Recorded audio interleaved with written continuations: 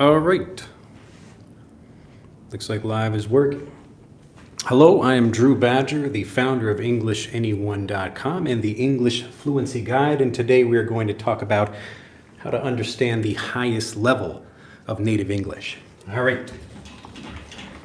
Now, I wanted to make this video because in my previous video, I was talking about code switching. And so this means where you start speaking one way with one person and then you change the way you speak, maybe for a different person or other people, maybe in a different conversation or even in the same conversation. And also I have my magnetic eraser back, which is awesome. All right, so new markers, new eraser, and I'll do my best to keep everything clean as I go.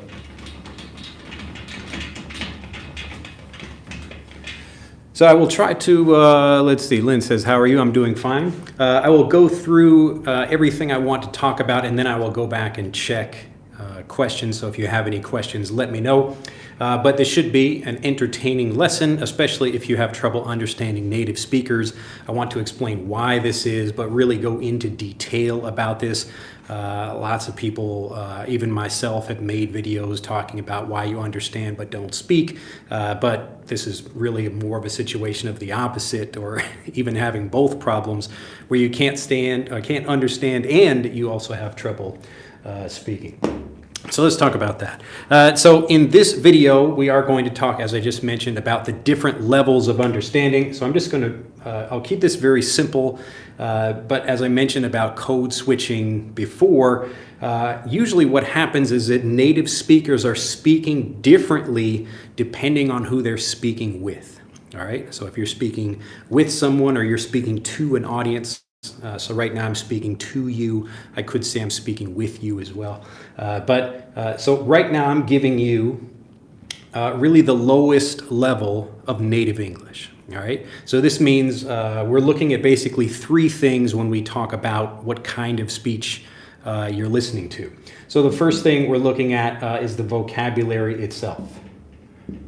So the kinds of words that I'm using. And then the second thing we're looking at is the clarity. And clarity just means how clear my speech is. Am I mumbling my words? Am I speaking where you can't understand what I'm saying? Or am I enunciating? Am I pronouncing words clearly? And is my accent easy to understand? So I could actually be speaking clearly, but maybe my accent is difficult to understand. And then the third thing is the speed of my speech. So what you will notice in my videos, often a lot of people say, Drew, I can really understand your English. I love listening to your videos because all of these things are at really the lowest level of native speech. So right now I'm speaking to you. I am a native English speaker, and I'm speaking to you the same way I could be talking with a native. So a native speaker could listen to me right now. They would have no trouble understanding me, and they also wouldn't be like upset about my speech. So there's nothing bad about what I'm doing, but I'm intentionally making my speech simple. So I'm using simple vocabulary. And by simple vocabulary, I mean the kinds of things that my audience, so the people watching my videos, would understand. So I'm not using slang. I'm not using many. I might have a few phrasal verbs in things, like I might say turn off or come over or something like that, but it's usually pretty simple things that most learners would know. So not a lot of difficult phrasal verbs. I'm not using cultural references or other things that you might not understand. So I have to understand my audience and know who can understand me. Now, some people will be at a higher level, but many people will not. And so I want to make sure that my vocabulary, really that's the most important point, is easy to understand for everybody watching, okay? So I'm at really the lowest level down here. So my vocabulary is easy to understand. I'm speaking intentionally, very clearly. And also you notice my accent. So the way I might speak normally with a friend of mine, I'm probably not going to prepare my speech this well. I will probably be lazy and mumble some words because I know the other person can understand what I'm talking about. And we can even go even deeper into understanding, and how a lot of understanding really comes from what you anticipate what other people will say. So if you expect certain things from another person, you will understand those things much more easily. It's like when you're reading a book and you expect certain things, then you will be able to read faster. But if you don't read those things often, or you don't expect certain things, then you will have more trouble doing that. So often, I think I gave this example in a video to someone a few videos ago, but I was talking about, actually you can watch this video on YouTube, and this is it was a psychology experiment about counting passes of a basketball. So you had a group of people standing around, they're walking around a room, and they have a basketball and they're just passing it to each other. So they throw the ball to one person, that person throws the ball to somebody else, and they just do that. And so they asked people watching the video to count the number of passes. So if I pass the ball, that's 1, and catch the ball 2 and 3 and 4, and so you have to count how many times. Now at the end of this video, I'm going to spoil the video a little bit just because it's a really good psychology experiment. I recommend you watch it anyway, but I'm going to spoil kind of the trick of this video. So what happens in the video is there's actually a person in a gorilla suit that walks through the video. And you can see it very clearly when you're looking for the gorilla. So the guy walks in, or the woman, I don't know who's in the suit, but the guy walks in and he's waving to the people. So he's waving to the camera. You can watch the video of it, moves around, and then just walks off. So while people are still passing the basketball, a large number of people, I don't remember what percentage of people, but a large number of people did not recognize the gorilla. Their brain just did not process that information. All right, so they're counting the number of passes of the basketball, but then when someone asked, "Hey, did you see the gorilla?" And people said, "What? What gorilla?" So their brain was not even recognizing that a gorilla was there because they're focusing on the basketball.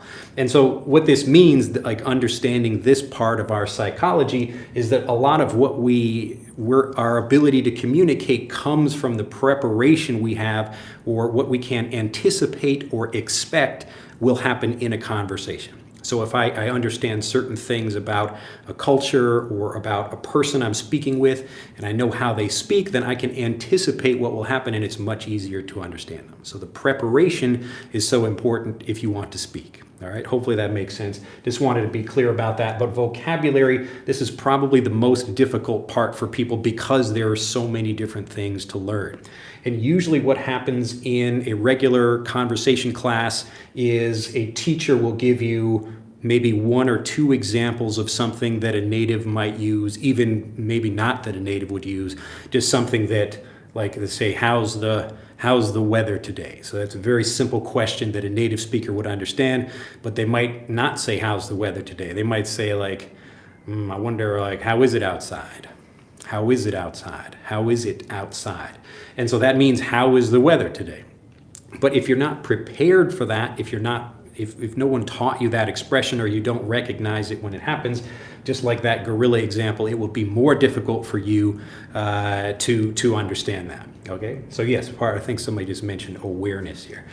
So yes, this is like, at what level do you understand the vocabulary? I often talk about the 3 levels of understanding vocabulary. So the first one is just recognizing it, or actually, I guess I'm just more like experiencing it would be a better thing. I forget, what word did I use exactly? Basically, you're just kind of coming into contact. You're experiencing the vocabulary, but you might not even recognize it. So maybe you hear something like a song on the radio, but you don't really understand that thing. Then you move up to the more awareness level, where you have recognition of that thing. You might understand it when someone else uses that. And then the higher level, or the highest level, is ownership, where you really understand the vocabulary and you feel confident using it fluently. All right, so just I wanted to be clear about this. Vocabulary is really important because really it's kind of the most versatile thing that you really need to practice, and this is why a lot of people are very interested in learning more words. Okay, so people want to build a vocabulary, and that's understandable, so you're prepared for more in conversations. And remember, a lot of people ask me, do you need to learn idioms and phrasal verbs and other things like that? And I basically say, yes, you should learn these things, even if you don't use them yourself. So you should be able to understand what others are saying to you. So if they use idioms or phrasal verbs or things like that, you can understand them, but it's okay if you still respond with simpler things. All right, so that was just a lot about vocabulary. But you'll notice even right now, so I'm a native speaker speaking native English, but I'm just using a very simplified form of that, all right? So the next point, clarity. You notice that I'm speaking very clearly. I'm not trying to make it difficult for people to understand me. And also the speed of my speech. So I could speak more slowly. Some people do ask me to speak more slowly, but notice that even if I'm speaking more slowly as I am, I'm still blending the sounds of my words together. So I really want to help you understand what native speech sounds like by blending my sentences together, blending phrases, words together. But again, we're going through these three things. So at the next level, so this is level 1, level 2. The next level up, now this is where you might be having a conversation with a native speaker. All right, so at this level, we might just call this like teacher English. And this one is maybe like a one-on-one conversation with a native. All right. So often I will hear from people, they will be trying to check their level of understanding, and they say, Drew, if I can understand you, am I fluent? Or Drew, if I can understand you, like what does that mean about my ability? All right. So if you can understand me, what it means is great. You can learn a lot of vocabulary, but you're still not yet prepared for the highest or maybe even the second highest level. And this is when you're having a conversation even with a native. And the reason this happens, the reason we have a higher level here is because I'm very, very conscious. I'm always thinking about using vocabulary the right way or making sure people understand what I'm saying, okay? So I want to be very clear. And if you're speaking with a native, let's say you work in an office. So for example, you work in an office and you have to speak with some native speakers. Often they will do this code switching where they speak one way with natives and they will change the way they speak for you. Okay, so natives are actively changing the way they speak for you because they want to make sure they're understood. Now, they're probably not thinking about it as deeply as I am. So if I do this professionally, I help people, I really think about my speech. And even when I'm writing lessons, often when I'm teaching other teachers how to teach, or if I'm teaching them how to write lessons, other things like that, I'm really trying to get them to understand you should not be teaching more than one thing at a time. So look, someone's already asking me speak slower. And so again, if I speak too slowly, it will take a long time to go through everything. You can also read the transcript when it's available or read the subtitles when those are available. That usually takes about a day to process. But I do recommend you go back and watch this again. If you're still having trouble understanding even this speed of my English, you should probably go back to lower levels on my channel, watch some of the vocabulary lessons, and also the beginning English playlist. I recommend that. All right. So in a one-on-one conversation, they may still use things that you're not prepared for. So they don't know what you know. And obviously I don't know what you know either. Some people who are watching this could have like a very high level of English, even if they don't yet feel very confident speaking. But the point is, it's not usually as good as a teacher about making things understandable, about the vocabulary, making sure they are clear and making sure the speed is not too fast. Okay? Now, the highest level obviously is two natives or more speaking with each other. So two natives or more speaking with each other. And we could put this almost like two different groups. So one is just like real conversations. So real conversations. Or it could be things like movies and TV shows or whatever. We'll put movies over here. Now, real conversations are actually at a higher level than movies and TV shows because movies and TV shows are scripted. These are things that native speakers are practicing. So a person, even if they're speaking not very clearly in the movie or show, they're still practicing that. So they're intentionally trying to speak that way. Maybe their character in the show is not supposed to be speaking well. But usually, like people in movies are intentionally trying to be understood. All right. So I put these two together because these are the two kinds of content that native speakers get, and all of them have advanced level of vocabulary, often a low level of clarity, and even native speakers might have trouble understanding one another. Not everybody speaks very clearly. So again, it's not just your fault or your issue if you have trouble understanding people. A lot of people don't speak clearly. So there are actually classes for even native speakers to learn how to pronounce things, like maybe they need to be a boss in a company or something, or they need to learn to give presentations well, whatever that thing is. So they still have to focus on these things, and obviously the speed is going to be at the highest level. All right. So as we go up through these levels, we go through vocabulary, clarity, and speed, and it just gets more difficult as you go all the way. So you might even be in a one-on-one conversation. So let's say this is you here, and this is another native speaker. And so you're talking with the person, and they're making their speech at this level for you. But then maybe another native speaker comes over and says something, and they say something back at this higher level, but maybe you don't understand that. So maybe this person comes and tells a joke, and this person laughs, and you're standing there like, I don't get it. I don't know what that person just said. Okay? So that's where you're experiencing both of these even within the same situation or the same conversation. Okay?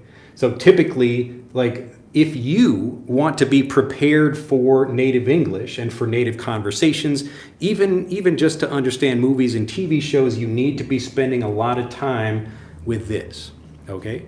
So watching the kind of content that I make specifically for English learners, like this kind of stuff on YouTube, it's a little bit different from what I do in Fluent for Life because we have specific steps to get you up to this level. But just so you understand, the English that I'm giving you now is only part of what you should be doing for learning. So most of the content that I make, it's really just to help you learn some vocabulary and often teach some strategies about how to get fluent. But you really need to spend more time with this information, and we're going to talk a little bit about how you can do this by yourself, or obviously you can do it with me. All right, but hopefully this makes sense. Again, I will go back and check questions after this. So if anybody has questions about whatever, I can do that. But first, I want to get through all this, make sure everybody can enjoy all this. All right, here we go. So we're going to let's see. We'll erase these for now. And I'll actually be very quick about this. So the second part of this is really how to do this by yourself. So how to prepare yourself for understanding this. All right, let's try red. All right. So when usually we're comparing these different things, again, we've got 3 levels of spoken English. So there's the teacher level. We have the medium one where a native speaker might be speaking with you. So they're code switching a little bit. They're changing the way they speak for your benefit. And often, like, you will also maybe not get honest responses from people about how your English is. And the real test of being in a conversation with a native is, are they code switching with you or not? So in my experience, coming into Japan, when I was first in Japan, I noticed people were speaking to me extra clearly. So extra, making it very easy for me to understand, not using any difficult idioms or anything in Japanese. They're just being very specific and often using very formal Japanese. But now I get, more idioms and other things like that because people get a sense from me that I can understand what they're talking about. All right. So this is also a thing let's see. So an example, when I walk into a situation where I'm meeting somebody for the first time, I'll give them a very loud and confident greeting in Japanese just to let them know, hey, I can speak. All right. So I'm telling them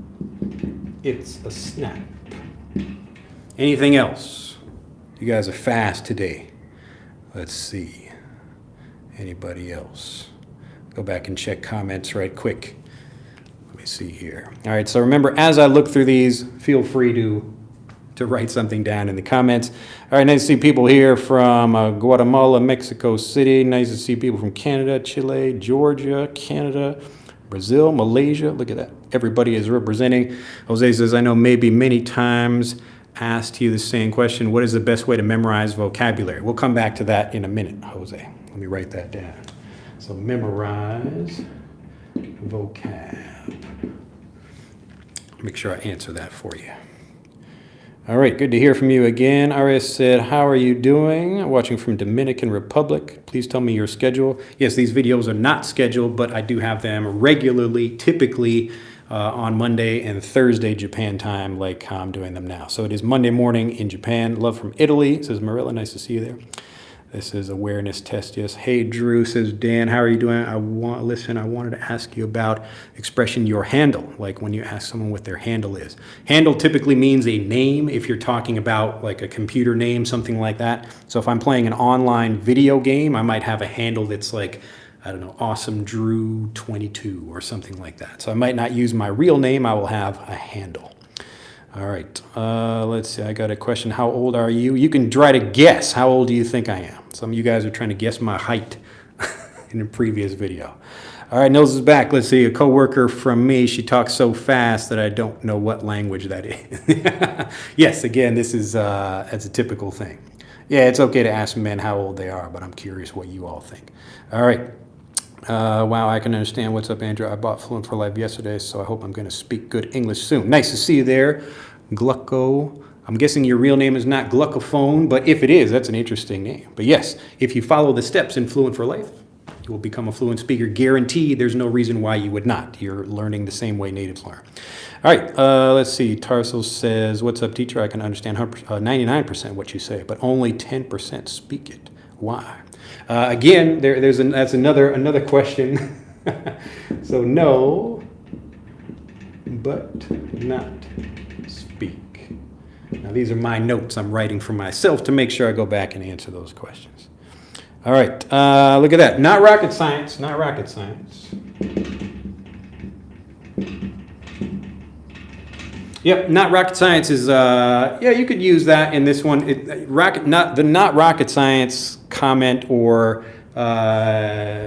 in this, it kind of depends on what you're talking about. Usually if you demonstrate knowledge, that's a better idea for talking about not rocket science. So if I'm explaining someone like how to do something or how like the sap flows in a tree or something like that. So I'm talking about knowledge. That's usually a better fit for that expression of it's not rocket science. But you could, like if I do something physical, like if I jump up and do a backflip, like I could say, yeah, it's not rocket science. I could say that, but typically it's more for knowledge type things. That's usually when you'll hear that. But that's a good example. Let's see. So that's a snap, no sweat. That's right, no sweat. No sweat.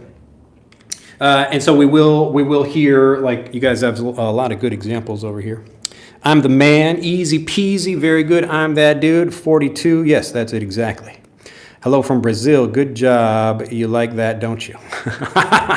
Yes, you could use that if you want to be very confident and say like, yeah, you like that, didn't you? Very good. Yes, I think I've actually used that on my own, on my videos before. Let's see, Social Vibe says, have a question. What's the difference planning on versus planning to? Google that. We are not focusing on that in this video, but you will see that more. You can see actual, if you ever have questions about that kind of vocabulary, just put those into Google and you will get the answer. Easy peasy, when it comes to his age, he isn't a spring chicken, rather over the hill. You think I'm over the hill? Oh my goodness, over the hill. No spring chicken, that's true.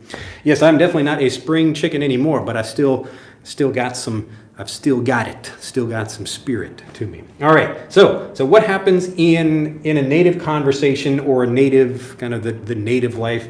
Children are watching this and they're listening to the different ways that natives will use these, okay? So people will say, like a piece of cake, or it's a snap, or not rocket science, or no sweat. Some other ones, let's see if I had anything for that. What did I have that? A cakewalk. A cakewalk. Yeah, it's a cakewalk. It's a cakewalk. All right. Now, if you're at like the highest level of understanding, you know what a cakewalk is. So you can use the vocabulary like, ooh, that's a cakewalk. But often people don't know what a cakewalk is. So they're using the vocabulary, which is fine, but just so you understand why do we use that? That's where you really take your English to the next level, where you go deep into the vocabulary. So a cakewalk is actually a game. It's usually a party game or some game like if you go to a bake sale or something like that. And it's so easy because everyone wins. So you walk around and you kind of stand on a number or something, and then if you stand on the right number, then you win a cake. So people, it's like they're doing a party so people can have different kinds of cake. But it's so easy, like everybody wins, all right? So that's why we say that something really easy is a cakewalk. Now natives, you'll notice here, like they could say these things. So a native in a conversation, yeah, I'm good at that, or yeah, that was easy. That was easy, all right? Or you could say, it was nothing. So nothing. So if you want to be more modest, so it was nothing, like, oh, it was nothing, I didn't do anything special. So I do something amazing, people are very impressed, I say, oh, it was nothing. It was nothing. All right, nothing special. Nothing special, okay? Or you could say, it was a walk in the park. It was a walk in the park. What could be easier than a walk in the park? So you're just walking, nice and easy, nothing difficult about that at all. A walk in the park. So native speakers are building a vocabulary. Remember, we're talking about vocabulary first. Natives are building a vocabulary of all of these different things they could say. And even if they don't use them, maybe you just use like one or two of these in your conversations, but you would be able to understand and know why natives are saying these things, all right? So this is, again, if you don't even understand natives, then you're going to have trouble communicating. So you first need to understand what they're saying, all right?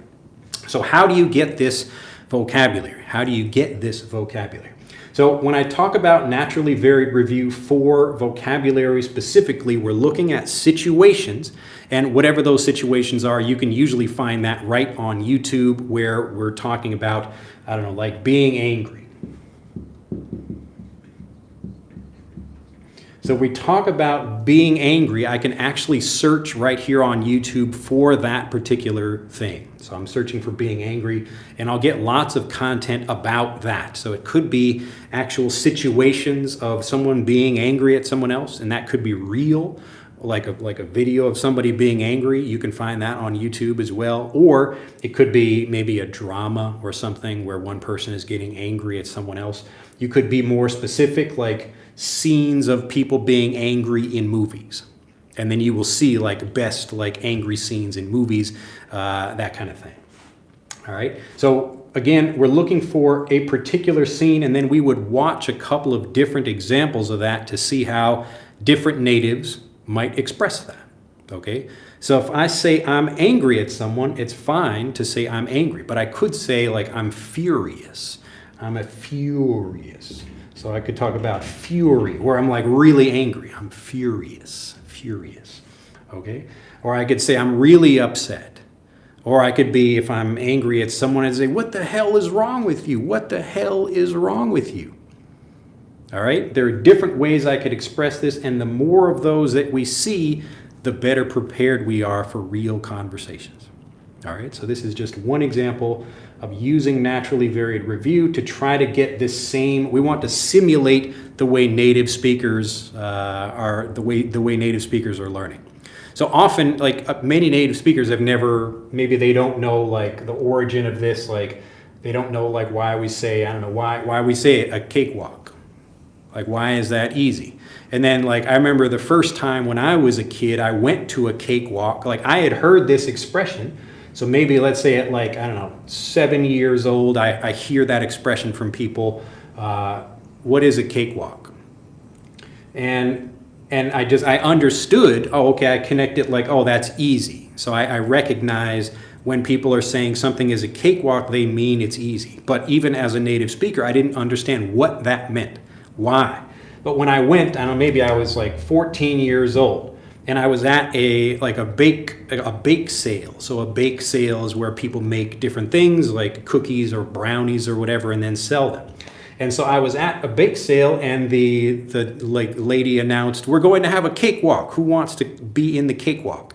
And I said, "Oh, look, a cakewalk. I've heard of that, but I don't know what that is." So I went to that, and they just said, "Okay, you can walk around here and you stand on these numbers."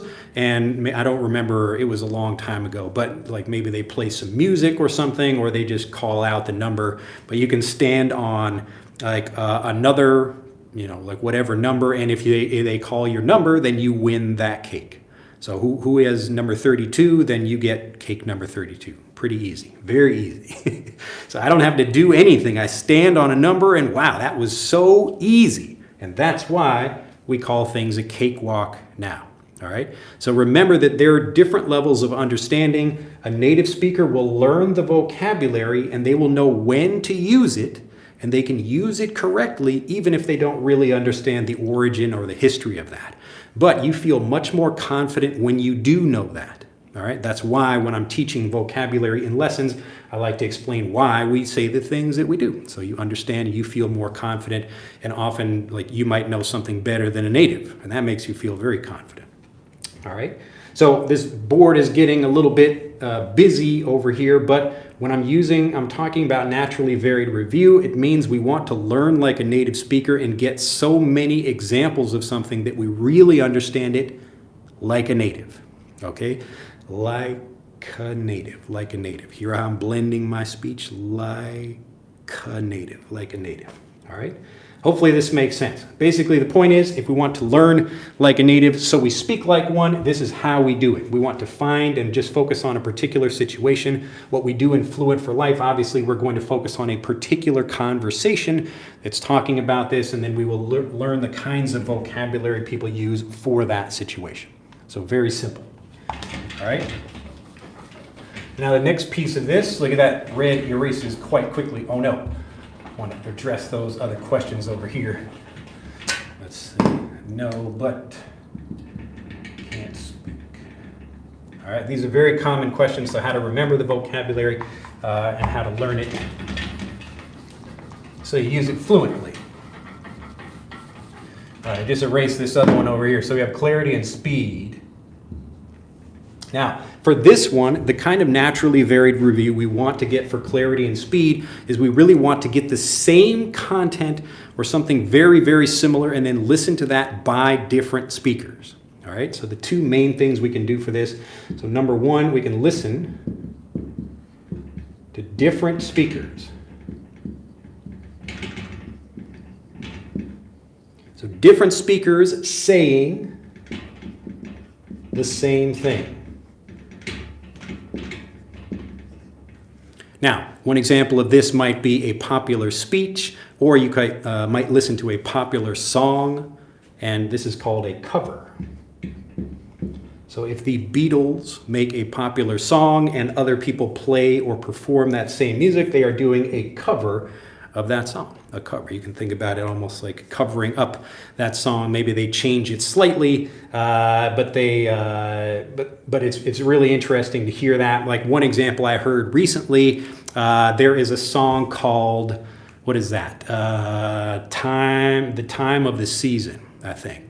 It's the time for the season of love. You know that song? Maybe you've heard that before.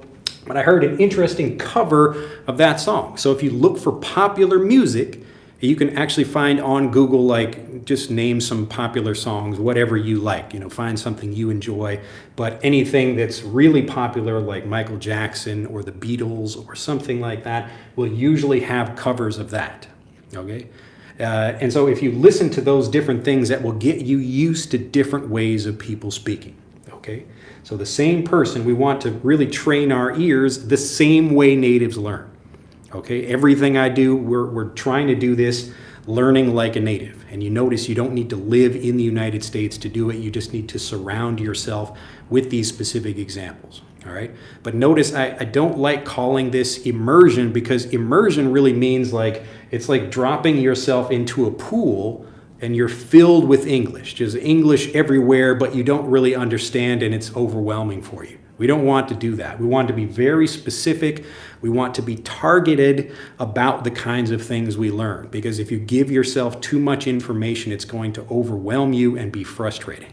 So we want to be very specific. We pick one song, listen to that song by different people. The other thing we can do is read the transcript.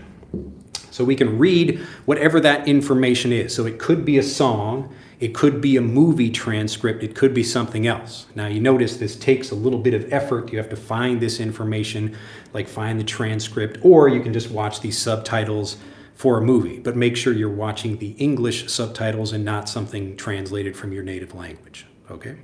But this is how you do it. So we want to get clarity, and this will also help us with the speed, because each of the different people saying something or whatever, it could be the song, then they're going to perform those things or say those things a little bit different. Now notice this is exactly like the way native speakers are learning in their own home. All right? So I say something, my wife says something, my like brother-in-law says something, and like all those different examples. Like these are like, you know, one of my daughters right here. She hears the same thing from all of these different people. Okay? She hears the same thing from all of these different people. And this is what's preparing her to understand that. So if I hear wash your hands, maybe one person like your mother will be very clear with you. Oh, wash your hands. All right? But maybe you go to your grandma's house and she doesn't speak so clear. She's like, wash your hands. Wash your hands. Wash your hands. You're all dirty. Wash your hands. Wash your hands. Now, if I taught you that word first, if I said, today we're going to learn wash your hands. Wash your hands. You don't understand what I'm saying. It's like, wash your hands. I don't understand what you're saying. So your mother says, wash your hands. Wash your hands. So if you hear wash your hands first, you recognize the situation. Wash your hands. Now I could talk about wash a car or whatever. Okay? So when you're in that situation with someone else and it's not very clear, then you are prepared for that. All right? Do you get it? So this is why we would watch, like you can pick a song or something like that. The same kind of naturally varied review works even for situations, or you can look at this for kids. So it could be like kids' songs about going to the toilet. All right? So we'll just pick something like everybody goes to the toilet. You know, everybody has to go. Everybody has to go. So my daughters actually, recently they were watching, I think it was like a Coco Melon video. Do you guys know Coco Melon? Maybe you have kids. So these are just popular kids, you know, videos and songs and things like that. And I think the song was, I don't remember the name of the song, but the lyrics, so the lyrics were like, go before you go. So go before you go, something like that. Go before you go. All right. Now, if I explain that to you, it's like go before you go. And I'm trying to teach this as an English lesson. People might think, well, that's weird. What do you mean go before you go? If I'm just like, here's some vocabulary. But if you understand the situation, we're talking about go to the toilet before you go out and do something else. So before you leave your house, before you go to school or a restaurant or whatever, go to the toilet. But you'll notice like native speakers, so we have different ways of expressing this. And so little kids are like, I gotta go. I gotta go. I gotta go. I gotta go. I gotta go.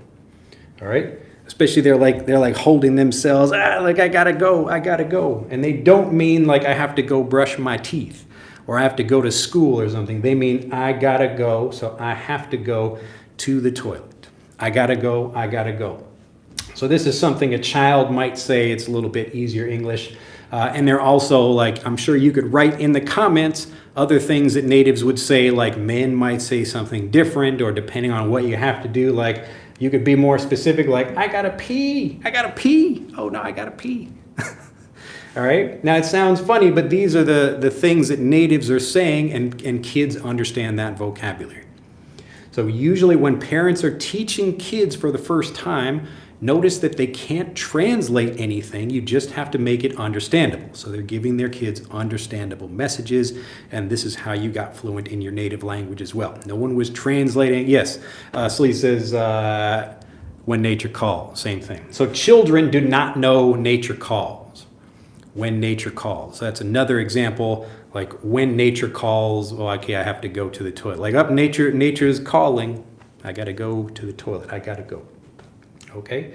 But again, notice that we're taking a situation like going to the toilet, whatever, even as basic as this thing is, it's a common thing, isn't it? So people will hear these things, even if you don't talk about them, you will notice them in movies. So things that are common about life, people will be talking about these things. And you could be looking for specific content about that, but you want to get your naturally varied review. So you would watch, like, here are like 10 different songs about going to the toilet. So if you go into Google or YouTube search like song about, or even like children's song about something, and it would probably give you a lot of those examples. Yeah, Take a Leak is another one. Yeah. I remember watching, there's a movie called From Dusk Till Dawn. This is a Mexican vampire movie with George Clooney and Quentin Tarantino, if you have not seen that.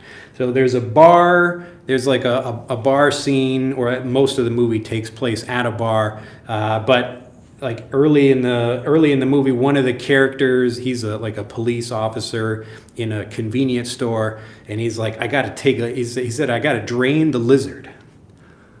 There you go, like, so there's another one, yeah, let's see if I can, he said, I gotta drain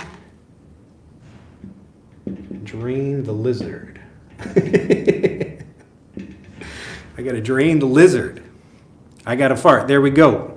All right, so very common, very interesting things you can learn. It's like, to drain something, just like you drain a pool. So if we have a pool of water here, it's all filled with water, we open up the drain and then all the water goes down.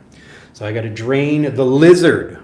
I'll let you guess what the lizard is. Okay. But the point is, we're looking at lots of different examples, and this is how natives get fluent. And notice, even adult natives, they're not using any translations. So drain the lizard equals pee. Yes, correct. So drain, it means, and the lizard means like the lizard in your pants, for you men watching the show. All right? So when natives are learning, they're not translating anything. They're really taking one idea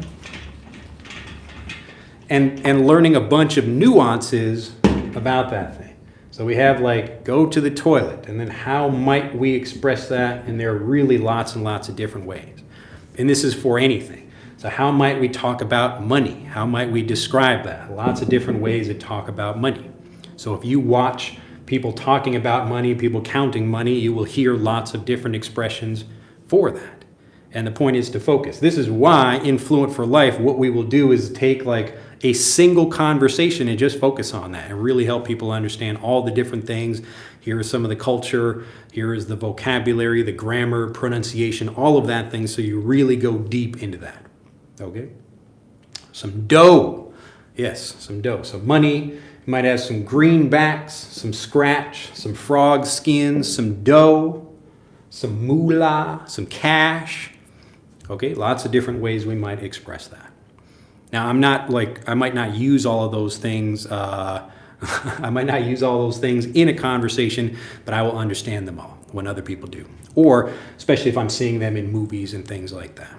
All right. So that's it for this. When you're doing this, it can be tricky to find things, and obviously you can. It's kind of easy to find things by yourself, but then understanding all the vocabulary, you have to really just look things up if you don't understand what things are. But it's much easier to do it this way than trying to just learn like go to a blog and learn, whatever, some like one textbook English version of that. So if you want to understand the highest level, you really have to go to the highest level of English and get the same content that natives are getting. So what we do in Fluent for Life is we take this and we space it out. We give it to you in steps so you're not overwhelmed with too much information. Okay, looks like a lot of you guys understand about money already, and lizards for that matter. All right, so that makes sense. Hopefully, the point is, again, you're using naturally varied review to learn like a native, so you're prepared for the things that natives do and the things natives say in real conversations. So it's easy to get, and you can either do this by yourself. It's just a little bit more difficult to understand everything and collect the right information, or you can do it with someone like me. All right. So I will go very quickly over these two questions, and then I will go back to the chat. So we have memorizing vocabulary. How do you do that? I actually just released a new guide on EnglishAnyone.com about memory and the different ways you can do this. I also have a program about that called How to Remember Any English Word. If you look on my YouTube channel, you will also find I think there's like another video called How to Remember 10,000 English Words. And again, it could be like 1,000,000 words. It doesn't really matter. But this is more changing the way you think. So you're thinking more like a native speaker rather than thinking through translations. So I talk about that. You can find that on the channel. This is also included in Fluent for Life. And also, if you know but can't speak, this is where I talked in another video previously about the 3 different levels. I actually mentioned that in this video about usually people have, because understanding is the easiest thing, that's what you can get. So kind of the lowest level of understanding is where you're just kind of getting like exposure. I think that's what I called it. So to be exposed to the language, maybe I'm at a mall and I hear some song on the radio, but I can't hear it very clearly. So my brain is getting exposed to that information, but maybe I don't actually understand what they're saying. Or I hear an announcement, like there was an announcement at a Japanese toilet, talking about toilets again. So there was an announcement at a Japanese toilet and I couldn't understand. I was like, what is that? What word is that? And after I found out what the word was, it's like, oh, like that's what they're saying, okay? So either you need to have it explained to you by someone, or maybe you see it written down or something like that. But that's where you get to the awareness. And you could also call this recognition, all right? So we're moving up here from understanding to fluency. And so we begin with exposure, just being exposed to the language. Then we have awareness, where we can recognize it. And this is where most of the people who learn with me get stuck. So people who find me because they understand. So when people say, hey, how can you watch these videos if you don't speak fluently? And that's because fluent speaking and fluent listening are 2 different things, especially if I'm making my speech very clear. So we have exposure, awareness, and then what I call ownership. To own the language. All right. So if you were listening and you understood cakewalk and you understood the history, why we use that, the cultural reference of cakewalk, now you have the ownership level of cakewalk. So it takes more time. Usually you need more naturally varied review, more examples, or someone just taking more time to go into the vocabulary.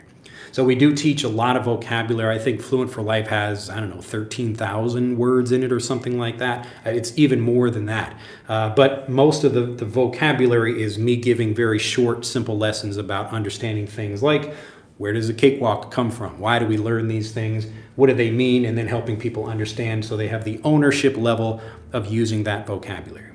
So notice that the understanding improves and the confidence improves as well. And it's the confidence that lets you speak. So a lot of people are in conversations, they have confidence of the awareness level, or they could watch a movie and understand what's happening in the movie, but they don't feel confident enough about using that vocabulary because they don't have ownership of that vocabulary. All right, but this is why, hopefully this makes sense. So you can recognize something but not use it in a conversation. So when people say, Drew, why do I understand your videos but I can't speak? Part of that is what we talked about in this video about not having the highest level of English. So often what I'm teaching, I will be teaching like highest level vocabulary, but I'm doing it in a very low level way. So I want to make sure I'm not using lots of idioms and slang and cultural references without teaching you those things, all right? So I want to make it easy for you to understand, all right? So if you're, and this is another thing, like if you only watch kind of people teaching the language on YouTube, you're not going to become a fluent speaker. You must get the actual input that natives are using. The question is, like, are you going to try to do that by yourself, or do you need help? All right. And so it's just faster if you have someone explain to you what things are and tell you exactly what you need to do. It's just much easier to do it that way. But it certainly is possible. So that's how I get fluent in Japanese, is like doing this kind of thing. So I pay attention for situations and watch what do people say in those situations. Okay. Like, what do people say? Like, what does my mother-in-law say when she needs to go to the toilet? So she's like, when we come back from she's been out shopping or something, and she's like, oh, look, oshikoshita. And that just means I want to pee. It's the same basic thing, but just listening, she'll say that same thing all the time. Well, not all the time, but that's like a common thing. And I notice, like, my wife will say the same thing too, because she got that from her mother. Probably, I can guess that. So lots of people you notice, like, you might even do kinds of things that your parents do, or things your parents did, because you were getting that influence when you were young. All right. But hopefully this makes sense. So this is how you can know English but not speak.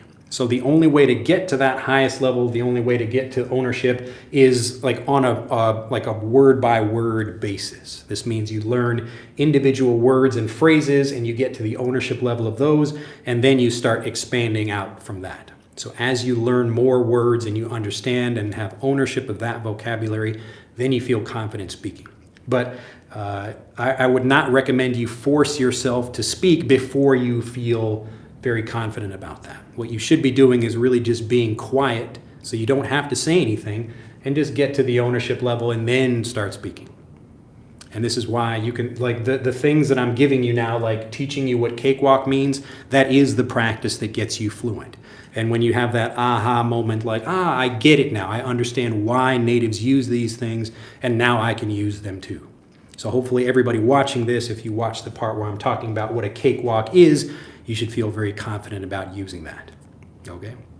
If you disagree with anything I'm saying, let me know, but this is how we all get fluent in our native language, and it's how you will get fluent in English as well, all right? Now, that's basically it for the lesson. I will go back and check comments, see if anybody has any questions that maybe I missed from before. How much time do we have? Well, we should be okay.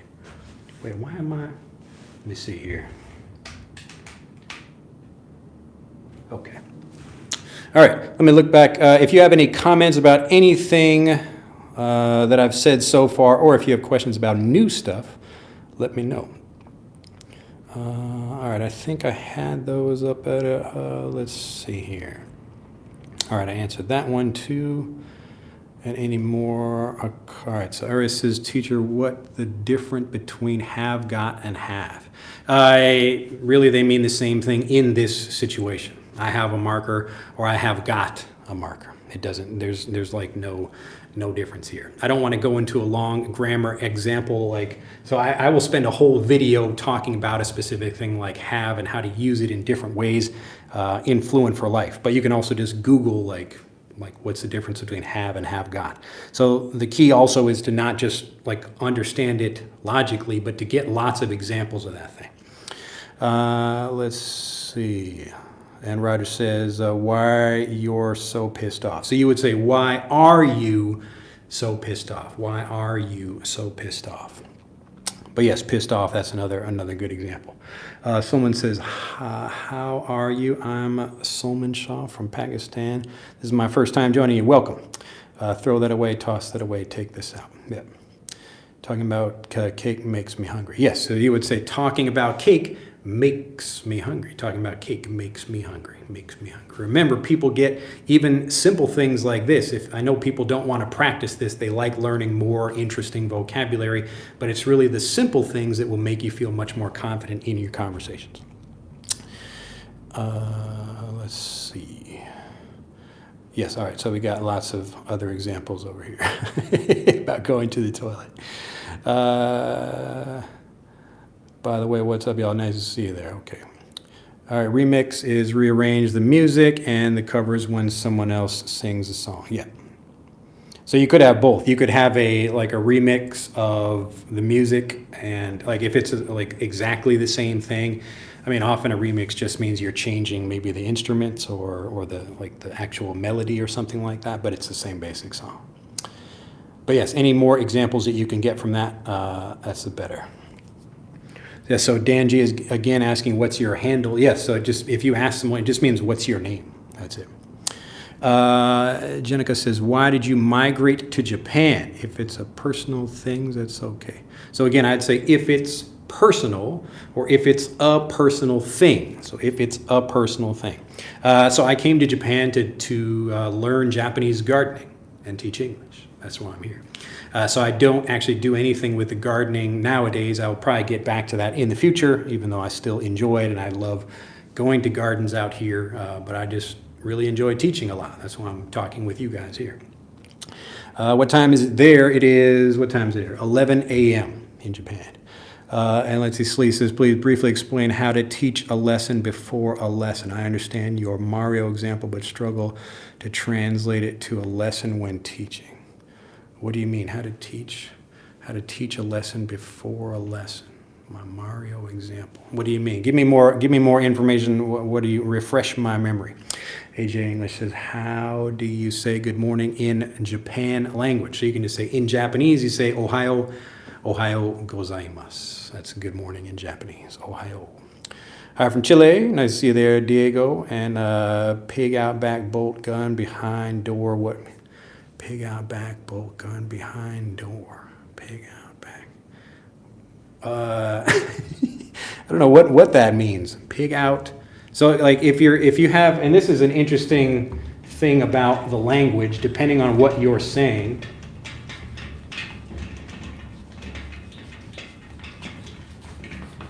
Pig out back. Pig out back. Now, if you're talking about out back, I have to draw maybe a picture of this for you, and I don't have a lot of clarity about that. But like if you're in a house, like the out back would be the backyard area, and maybe there is a pig in the backyard. We'll just draw a pig like that. So pig out back, meaning there is a pig out back, So like there is a pig behind the house, like in the backyard. And I think, what was the other thing you said? A bolt gun? What was that? Pig out back, bolt gun behind the door. So a bolt gun is like, what was the name of that movie where a guy had a bolt gun is basically a little, like an air pressure gun, and it's got a piece of metal in it that shoots out really fast. So you can use this to kill people. Maybe that's No Country for Old Men, I think. There's a guy who uses a bolt gun in that movie, but this is where you like hold it up and use it to kill animals. So rather than using a bullet that shoots out like the bolt gun, you can use it many times, but it's usually air powered. So I don't know what that means though, like pig out, like there is a pig out back, or maybe that's talking about pig out, which is a more advanced phrasal verb that just means to eat a lot of food. Like, oh, I was really pigging out at the buffet, so I ate too much food like a pig. All right. So it depends. I don't know what the situation is, but from what I hear, but that's pretty interesting. Okay. What's the age limit for language learning? There isn't one. Why would there be an age limit for language learning? And imagine if you, in your native language, like you turn 30 years old and like, oh no, I can't learn anything in my native language anymore. Nobody would say that.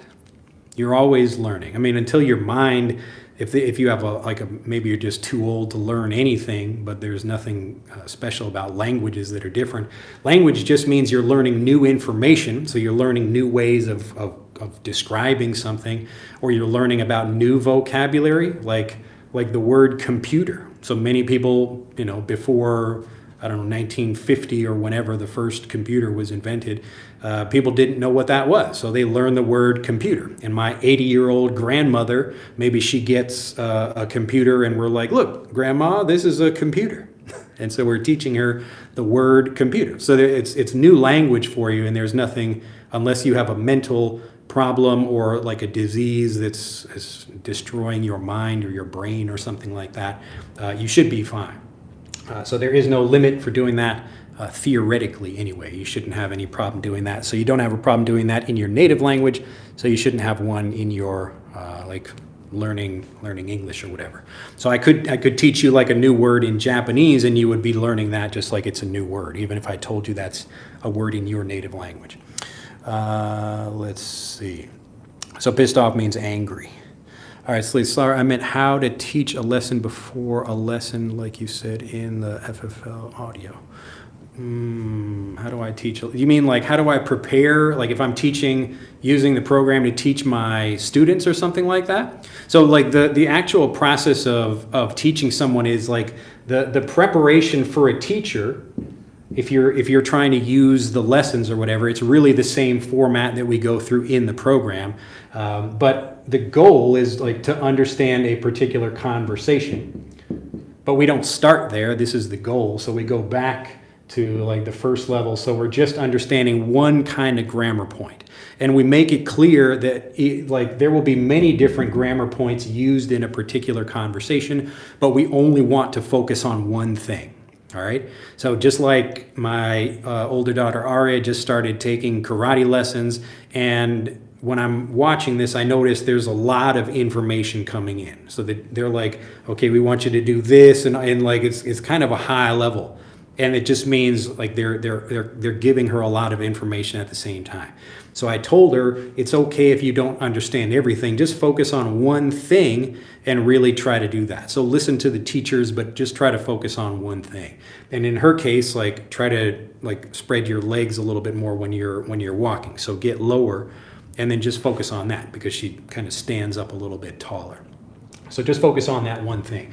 So if we're trying to prepare people to understand something, we're just going to have them focus on one thing, like this particular grammar thing, and then we will focus on that again and again in different ways. And then we'll do the vocabulary, then some of the culture, and then we'll be ready for the conversation. Now, if you're also doing this as a teacher, you can also give even more information about particular things depending on what your students need. So maybe your students are like, oh, I'd like to learn more about this or whatever, some other word, something like that. So have a focus for the lesson, and the point is to get lots of review of that particular thing. And then as you go through and see this finally in the conversation, then you will be having they will be much more prepared for that. All right. If I still haven't answered your question, let me know. Let's see. All right, the American teacher again. If someone talks about the same over and over, you can say this is a remix, especially with women talking about the same thing. Yeah, I suppose you could use that. I've never heard natives using it in that way, but I suppose you could. How long did it take you to learn the Japanese language? So I'm not finished with the Japanese language. I'm continuing to learn it. But hopefully I want to make this very clear. I try to mention this in every video because we always have new people learning with us, is that you get fluent word by word. So if I can help you understand something and use even that one word fluently, you have become or kind of gotten to the ownership level of that vocabulary. So you become fluent in that thing, you become fluent in that particular vocabulary when you can use it fluently. I know it sounds like kind of funny or whatever, but like learners think the traditional way of learning languages, it makes you ask a question like, how many words do you need before you get fluent? So they begin with 0. Let's say today I'm going to start learning Turkish or Arabic or Thai or something like that. So I begin with no vocabulary. I don't know any Turkish at all, and I'm going to start learning that language.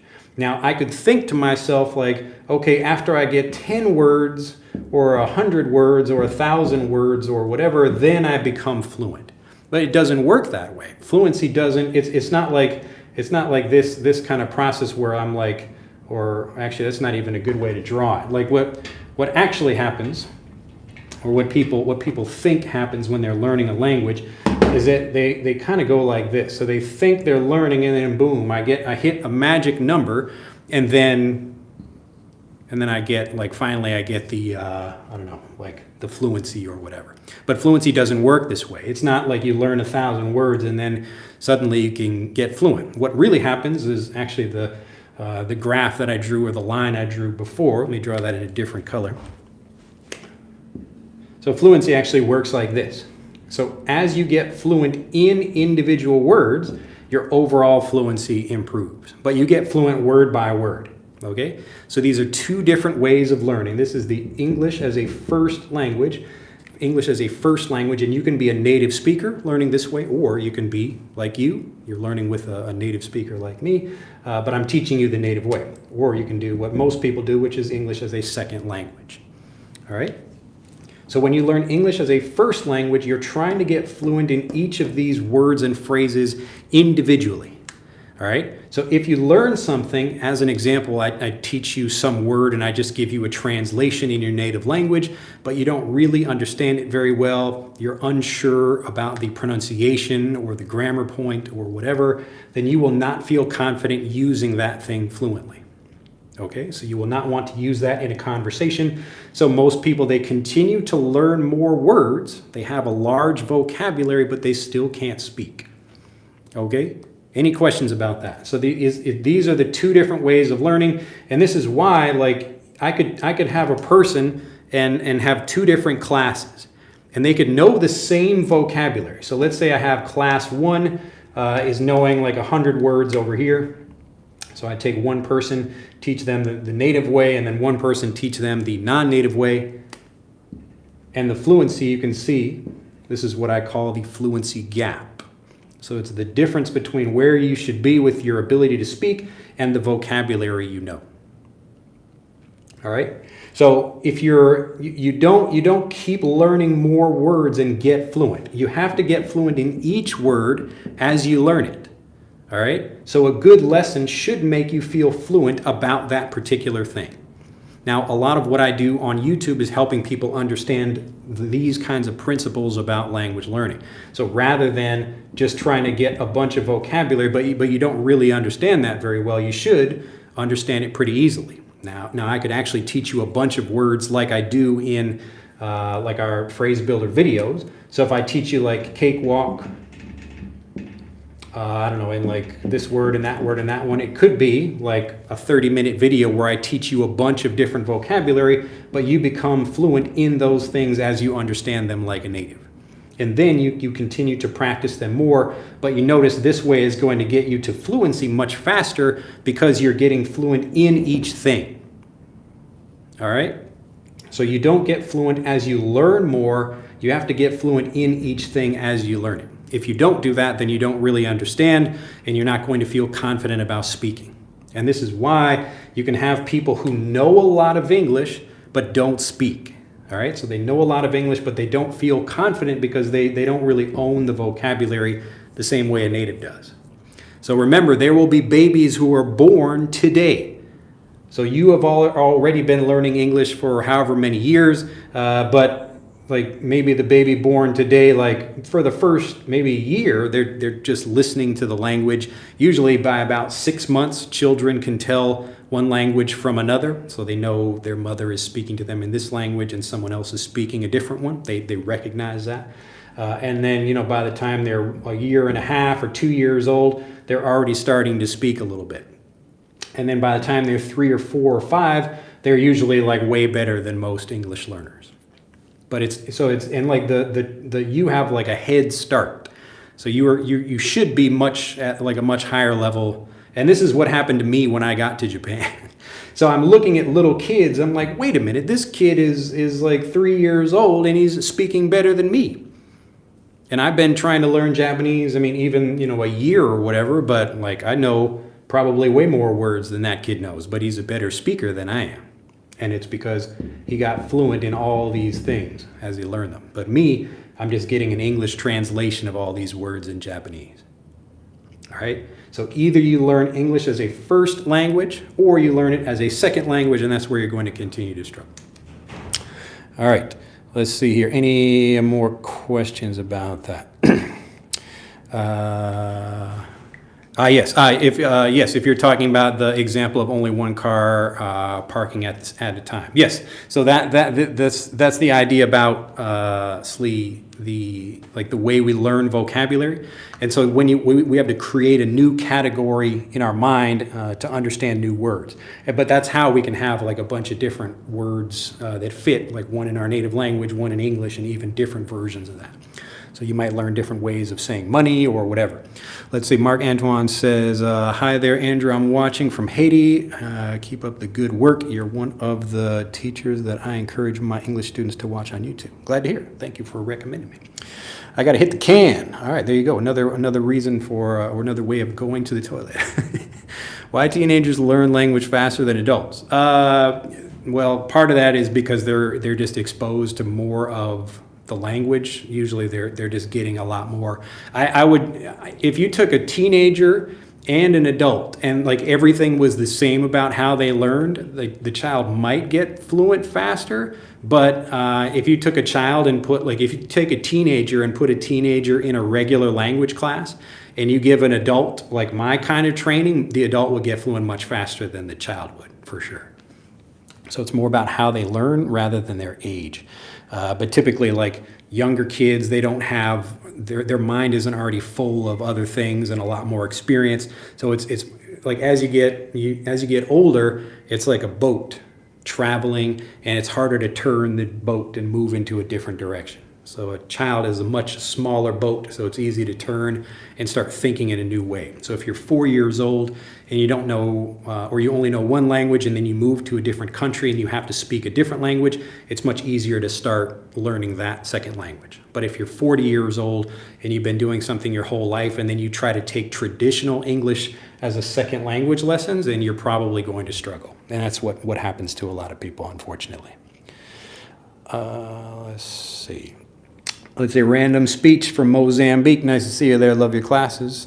Samuel here, by the way. Nice to see you. Thank you for joining us. Mark Antoine, I agree with you. I've been telling my students and colleagues that we really need to go outside of the box, teaching languages in a whole new way.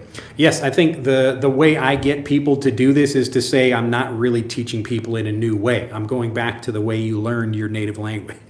So it's not even like I don't tell people I have a new technique. All I did was just break down what natives are doing. So I just spent many years looking at that, trying to explain to people how that works.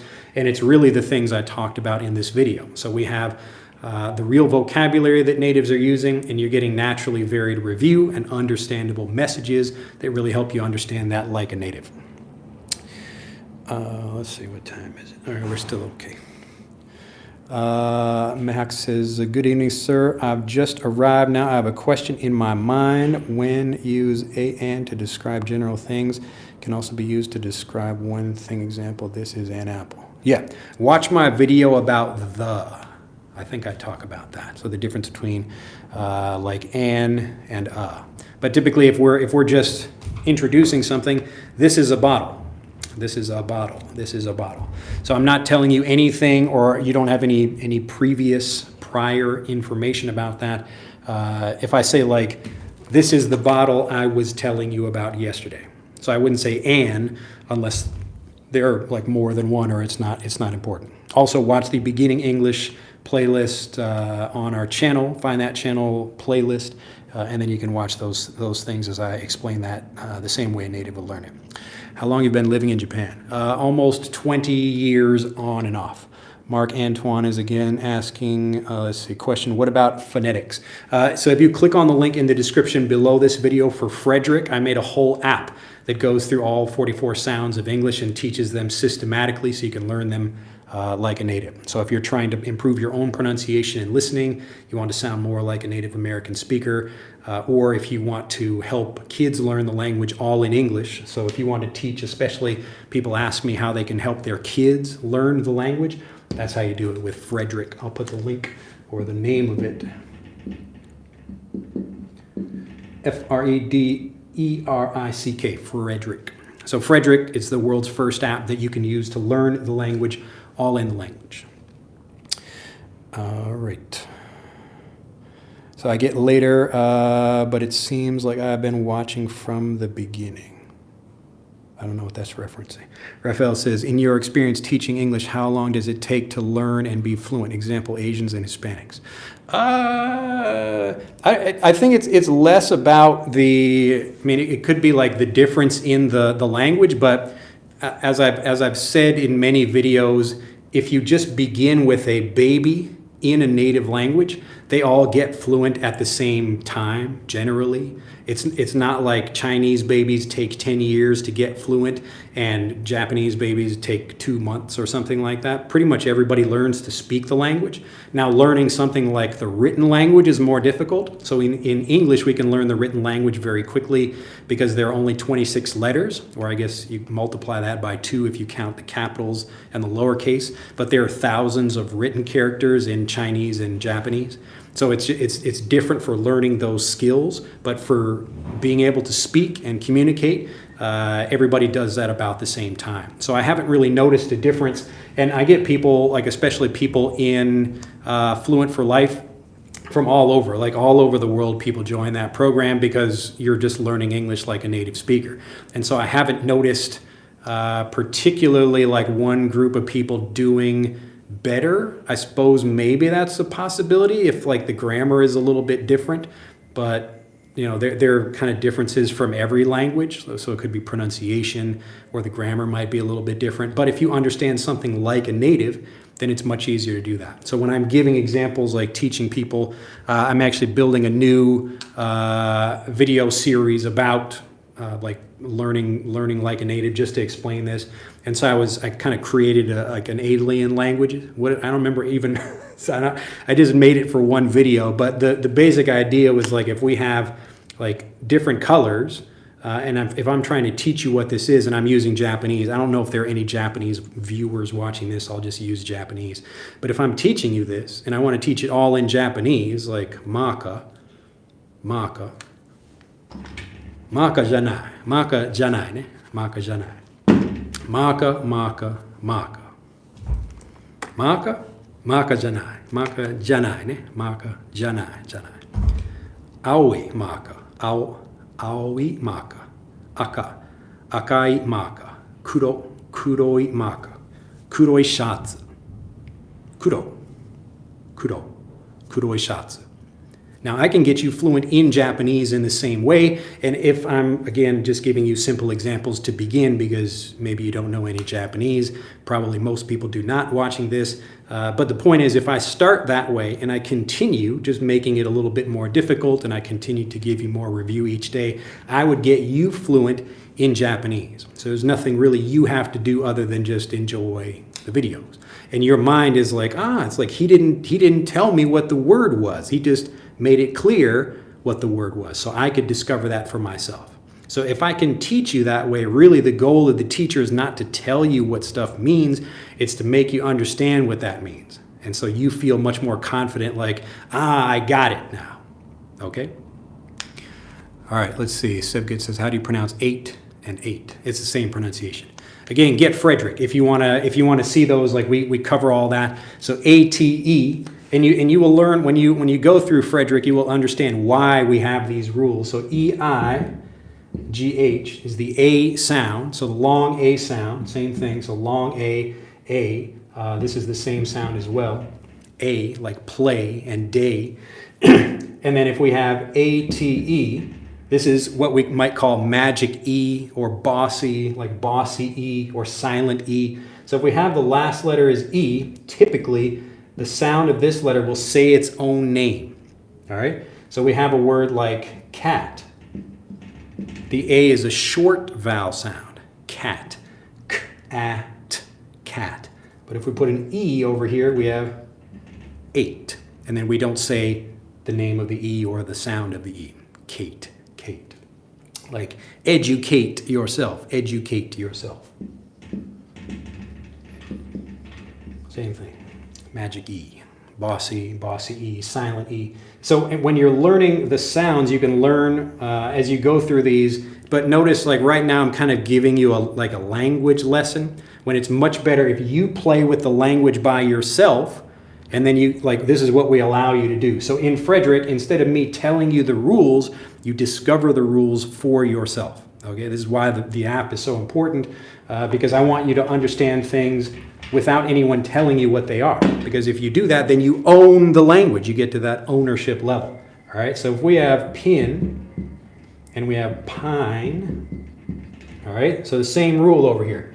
So we have the silent E and we have a vowel here. So pin for the short vowel sound, but then the long I sound is pine. So like a pine tree and a little pin. And so if we have this, I want to give you some just very simple examples about that, but then you understand the pattern and then you can use that. All right? So like, so by understanding this rule, we think like, okay, that's going to be the short U, so cub, like a baby bear or a baby lion, a cub. But then what would this be? So if we look at these examples, I've given you this one. Okay, we have eight, I, cube,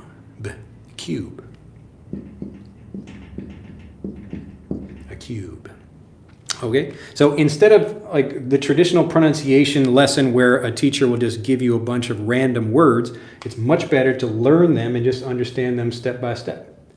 And so we begin with something very simple like the alphabet. So you learn the name of the letter, and then we go up and start teaching you all these different pronunciation, basically rules. But this is the way natives are learning the language. So if you do the same thing, you will also learn the language and understand the pronunciation the way they do. Let's see. All right, Bruno says, I agree with you about learning from situation, listen to real English. When it comes to speak, English sounds may be different from our language. Is repetition the key? When should we start practicing? So remember, Bruno, that the practice that you get is the varied review that you get. So what students think they're doing by practicing the language, when they think about practicing, this is another like very important point about language learning that a lot of people don't think about. They just assume like all skills are the same. So if I'm playing the piano, so we can look at these different skills over here. Or if I'm trying to do like gymnastics, I'll just put gym for that, or some kind of physical thing like a sport. And then I'll put language over here. Pardon my quick writing. So if we have piano, gym, sports, typically you're trying to repeat the same thing over and over and over again until you do it perfectly. So it could be a golf swing or playing a song on the piano or the guitar or whatever. But in languages, there is no perfect thing you learn because you have to be prepared for different things in conversations. So I might speak with one person and this person is talking about, like they could be talking about the same thing. They're talking about the idea of like, I'm cold. But this person says like, oh, it's freezing in here. It's freezing in here. So they're meaning, I'm cold. Or even I'm very cold. But they express it in different ways. So one person says, I'm freezing. And the other person says, ooh, turn up the heat. Turn up the heat. These are two different ways of saying, I'm cold. So what we can't do, we can't try to practice like saying I'm cold, I'm cold, I'm cold over and over and over again. What we have to do is get lots of examples of how different natives are doing this. So this is how natives are doing this. This is how natives are learning. This is how you learned your native language. So we have to try to systematize this and get this input as fast as we can so we can be prepared faster for conversations. So if I want to learn how to talk about going to the doctor, then I should listen to 10 people going to the doctor. Like look at 10 visits of people sitting in a doctor's office. Okay? So we don't practice by trying to repeat words and phrases again and again. This is time to repeat all of these. We should be using that time to get more different examples. So this is naturally varied review. All right? So when we're trying to practice, it's not like you like practice it a few times. All of the pronunciation, all of the listening, the grammar, all of that stuff comes as you get more examples. So it's the review, the input the understandable messages that get you fluent. It's not you trying to repeat something by yourself. Because even if you can say I'm cold, even if you say it perfectly, maybe nobody says I'm cold in the conversation. And then what do? You're not prepared for that. All right. So when you're learning languages, you should be spending all of your time being prepared for this. And that's what makes you feel confident and gets you ready for conversations. So if you just do this, you will feel confident about saying I'm cold. All right. But other people might not use that, or maybe you don't have an opportunity to use that in a conversation. All right. So when we prepare, the practice is the input. That's why I can teach you and get you fluent without you saying anything. All right. So my job is easy. I'm not like, imagine if I'm like a gym instructor or something, and I have to like tell you to do exercise. Nobody wants to exercise. Everybody wants to be fit and have a good body, but they don't want to exercise. But in my case, I can get you fluent. All you have to do is just like watch a video or try to read something. It's pretty easy. But all the hard work is done for you. It's just preparing all this and making sure you can do that. That's what Fluent for Life is. All right. So don't worry about trying to practice like you're reviewing something by yourself. The point is to understand things and be really prepared for conversations. Let's see. All right, I answered that one all right. Hi there, nice to see you online. Thank you for the lessons. It's my pleasure. Slee says, how do I encourage my students to trust the process as they transition to the EFL way from the ESL way? They say the WFL way is too slow. That's weird. That's interesting. I'm surprised anyone would say that like that learning as a first language is slower. I mean, the learning as a second language is much slower, certainly for being able to speak. But the way I do it, if I'm trying to teach teachers, and this is about when you're trying to change any kind of behavior or get somebody to do something new, then you have to have quick wins. So quick wins, meaning that I'm trying to, like, there's a long-term goal over here of being able to speak fluently or whatever. And I want to make sure that people, like, from the first lesson, understand something, just like I'm doing in Frederick. Like from the very first lesson when you're playing with it, you can start teaching yourself things, and like you need to have this win as quickly as possible. And so if I'm you trying to teach that to people, I would be teaching them things in English and just teaching some vocabulary. All right. So without trying to do grammar or other things, like just have them learn some new words, like I gave the example of cakewalk earlier. So if you can help people understand something, even something basic, but they can understand it in English, then they will feel much more confident about that. So you demonstrate that it works. And so it's much easier, like if we have two lessons, one of them is a translation and the other one is me helping you understand something, just like I gave with these markers and I'm teaching you Japanese. I use that example because it's a quick win. You will probably forget that Japanese, but the idea works. And so you think, oh, like, I understood what Drew is saying. It's like kuroi shatsu, kuroi maka. So what does kuro mean? Black. So you can guess that without me telling you. And as I give you more examples, you're like, wow, look at that. I'm learning Japanese. And like, it's really easy. All right. So quick wins. This is how you get people to change their behavior. You have to demonstrate that it works. And then as they're doing that, it's like, wow, if I can learn a few words like this, then I can keep going and get like fluent much faster, and especially like within the first week, and especially within the first month. If you go through the whole process with learners, then they will think, wow, it actually works. All right. But remind them of the alternative. So the alternative is to continue doing things the traditional way where you know it's not going to work. So if you have been learning English for 20 years or 10 years or however long, and you still can't speak, then we know for sure that way is not going to work. Okay, so yes, tangible progress. It's again like quick wins. You want to show proof that it works. So often people ask me for like testimonials or whatever, and I could do that, but people won't believe testimonials either. So it's like, well, that person had this, or, you know, some other thing, or Drew, you did it because whatever. Like people will make excuses or, you know, rationalize whatever. But if I can prove it to you that it works, so when people watch my videos, that's when they join my programs. They say, oh, like, Like it works, you know. And if you go through the process, it's not difficult. I just need to show you how to learn it and help you understand it like a native speaker. All right. So that means without using translations or anything, but I make it easy for people. And when they do that, like you don't need to give a lot of examples. Like that Japanese lesson is like, I don't know, 3 things or whatever.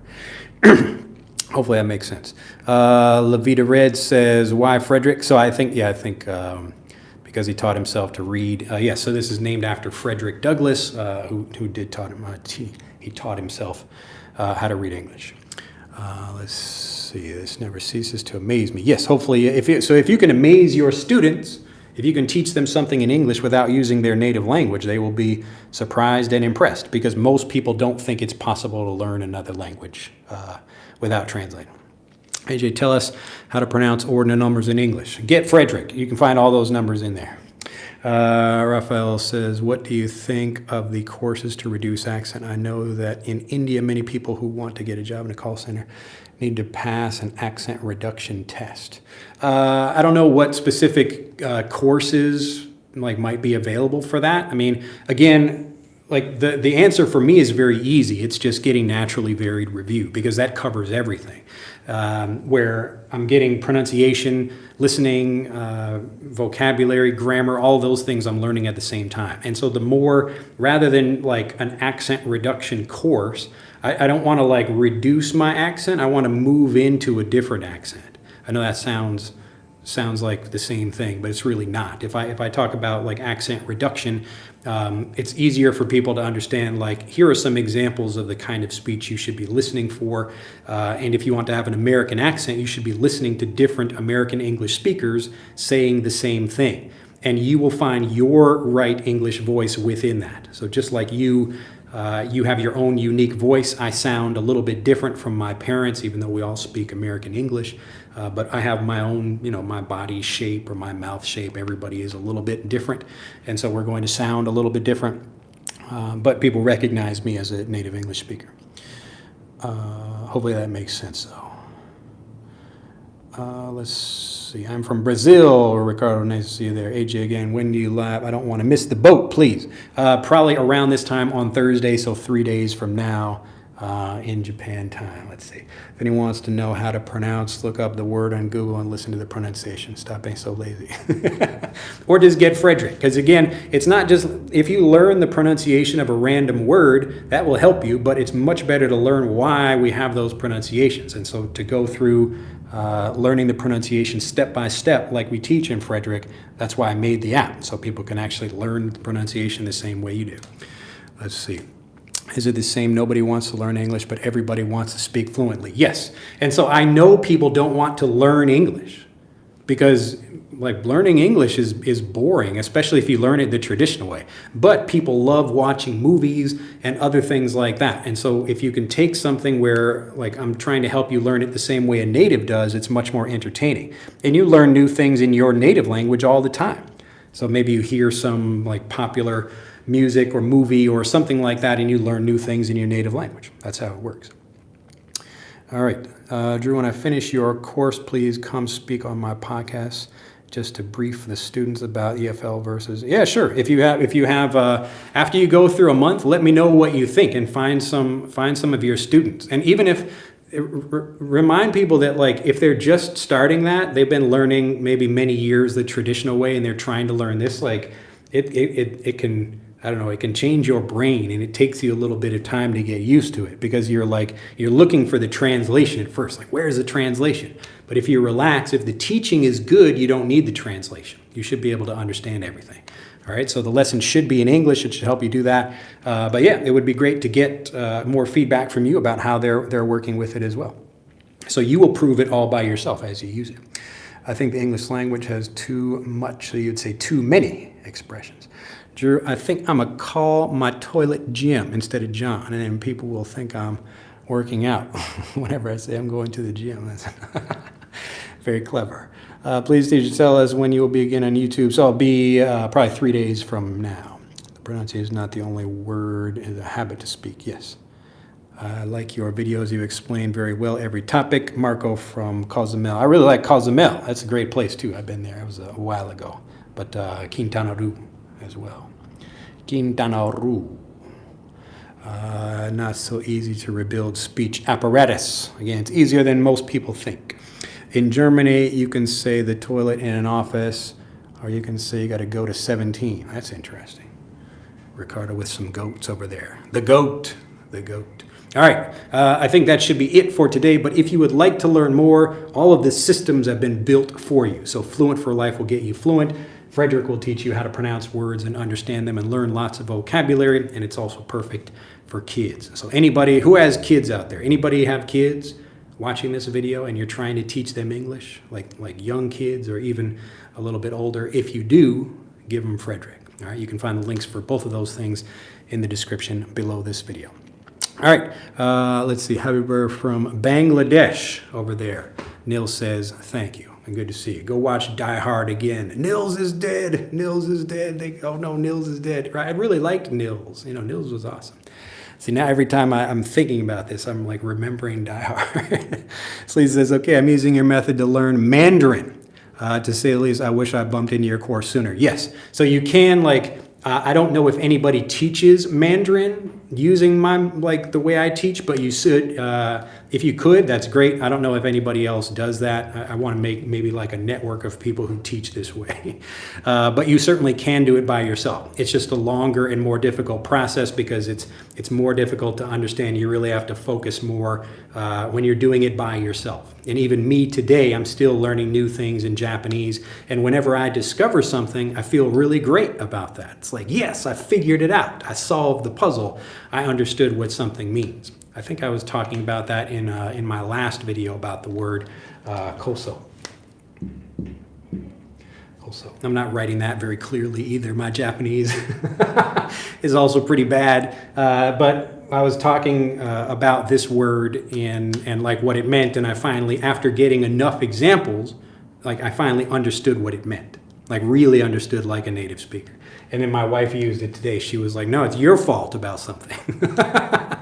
And she used that word, and I was like, oh yeah, that's great. So I wasn't upset with my wife or anything. I was just happy I understood the vocabulary. So there are new things I learn all the time. It's obviously much faster if you have someone to do it, but it certainly is possible to do it in any language you like. But remember, learn like a child, learn like a native speaker, and that's how you do it. Get that naturally varied review, and you will become a much more confident, fluent English speaker. Guaranteed. All right, Sleet, I'm moving like water. Glad to hear it. Yes, keep learning things and moving like water for people who don't know. This means you're prepared for different things in conversations. So if you can't think of one thing to say, you can easily transition into something else. All right.